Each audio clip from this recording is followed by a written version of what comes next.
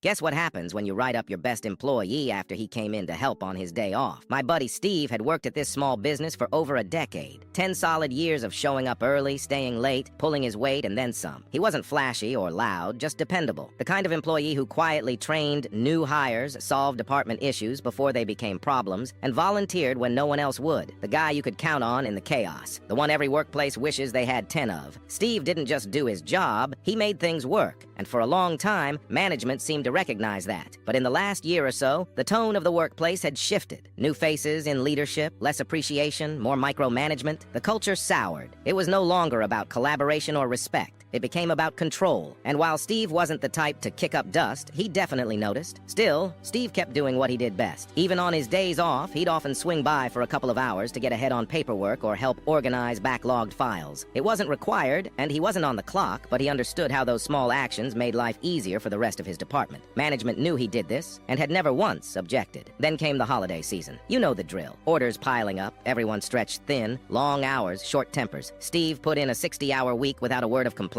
He had 2 days off coming. He could have spent them on the couch, but instead, he drove back in on day 2 to help clean up the mess everyone else was too buried to handle. It was mid-afternoon, and Steve was wrapping up when his manager stormed over and barked at him to stop screwing around and get back on the floor. Steve calmly reminded him he wasn't on the clock, just lending a hand, and that he'd be out of there in 5 minutes. But the manager wasn't hearing it. "Get your ass back out there," he snapped. Steve didn't flinch. "Not happening. I'm going home." The next morning, Steve was called into the office, scolded like a teenager, and handed a write-up for insubordination. Management expected him to take it. Maybe they thought he needed the job too much. Maybe they just forgot who they were dealing with, because Steve, he was done. He took the write-up without a word, signed it, and handed the paper back along with a sealed envelope. "What's this?" his manager asked. Steve smiled. "My 2 weeks' notice." It was like watching a light switch flip. Suddenly, the manager was backpedaling, trying to soften his tone. He asked Steve to stick it out through the holidays, said it had all been a misunderstanding. He even dangled a raise. Then the department head came in. More apologies, bigger offers, a fresh title, whatever it would take to keep Steve on the floor. But it was too late. Steve didn't raise his voice. He didn't need to. He just said no. Because here's what they didn't consider. Steve didn't need them. He was financially solid. His wife made great money, and his industry was in high demand. He was also days away from becoming a first-time dad. The timing couldn't have been more perfect.